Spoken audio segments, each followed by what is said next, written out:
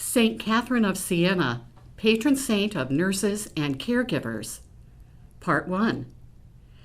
April 29 marks the feast day of Saint Catherine of Siena, one of the most beloved saints of the Order of Preachers founded by Saint Dominic in 1216. Catherine holds a special place among healthcare workers because she is the patron saint of nurses and caregivers. In this presentation and a follow-up, I'll give an overview of her life and then 2 stories about her as a nurse in the Italian city of Siena in the Middle Ages.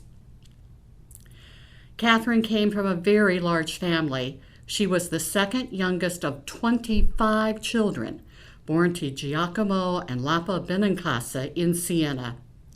About half of the children died before reaching adulthood, but the Benincasa household, as you can imagine, was a very busy place.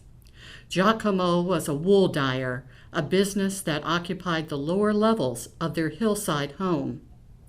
From an early age, Catherine believed God was calling her to a life of total dedication, and at the age of 7, she made a secret promise to God that she would never marry.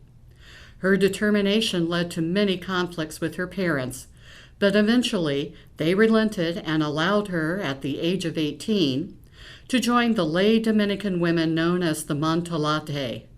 These women, all widows except for Catherine, lived in their own homes and went into the community to care for the sick, the poor, and anyone else in need. After a period of intense prayer, Catherine too engaged in these activities. Patient care was different then. No electronic health record, for one thing. Catherine sometimes administered herbal or chemical compounds, but there were no antibiotics, no diagnostic imaging, or any of the interventions we take for granted. Catherine, though, would understand the worry you may have about exposure to COVID-19. She ministered during an outbreak of bubonic plague in 1374.